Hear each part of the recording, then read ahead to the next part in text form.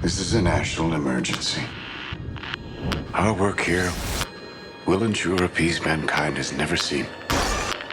The world will remember this day.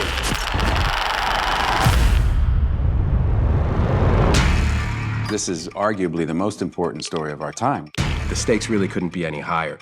It's profound, but it's told in a very human way. Everything Chris Nolan has done has been a prelude to this. This is not a film, this is an experience. It is a heart-in-your-mouth thriller. I've been interested in Oppenheimer's story for a long time. At some point, I learned this key piece of information that in the lead up to the Trinity test, they were dealing with the very small possibility that when they pushed that button, they would set fire to the atmosphere of the Earth and destroy the entire planet. And yet, they pushed that button. I wanted to take the audience into that extraordinary moment in human history. 3, 2,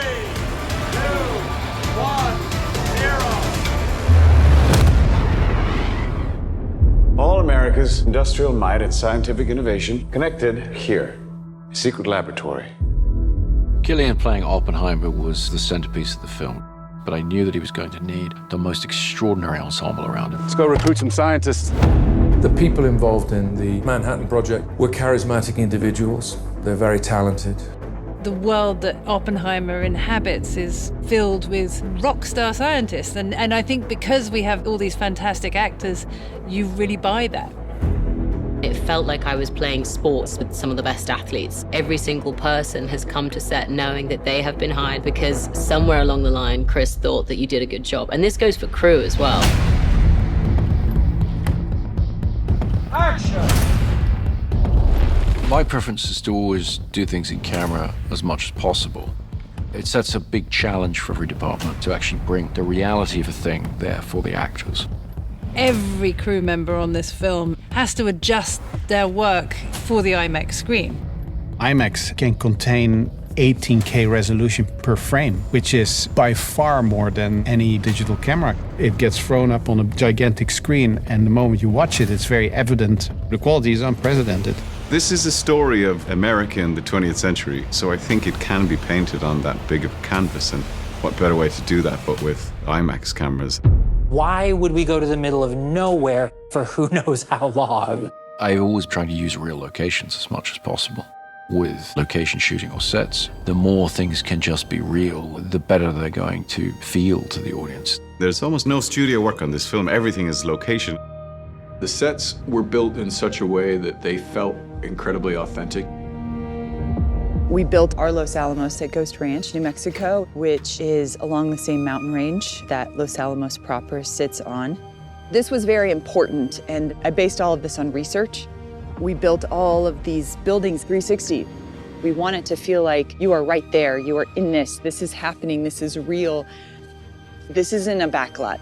It's just the most transporting thing, you know, when you're there and it just looks exactly like Los Alamos 1940s must have looked, and you know that no detail has been overlooked.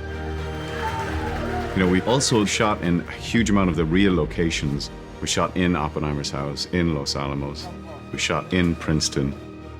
Walking through Princeton, it's really very funny because people, you know, they're walking around and they go.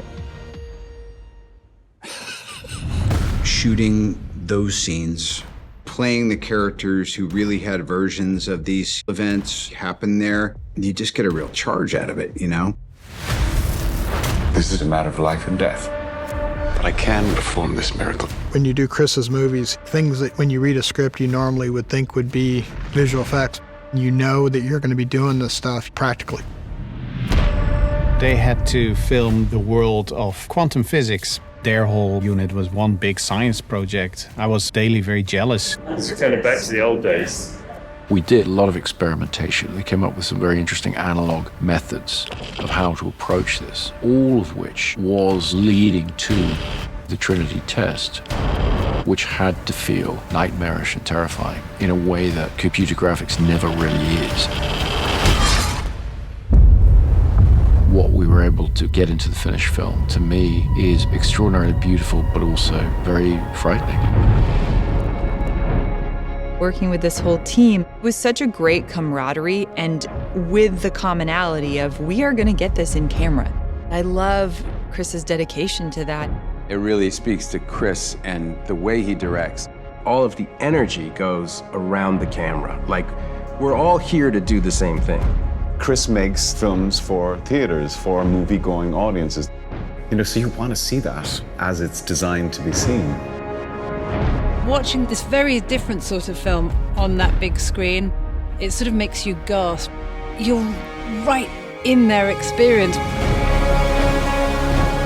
This is, I think, a definitive moment in the history of modern filmmaking. Do yourself a favor and go see this on as big a screen as you can.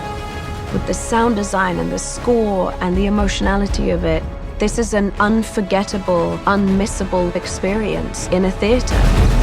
You are the man who gave them the power to destroy themselves. We made Oppenheimer on the largest scale possible because the idea is to come and experience this. His story is monumental and epic and extraordinary. It really has to be seen on the big screen to be believed.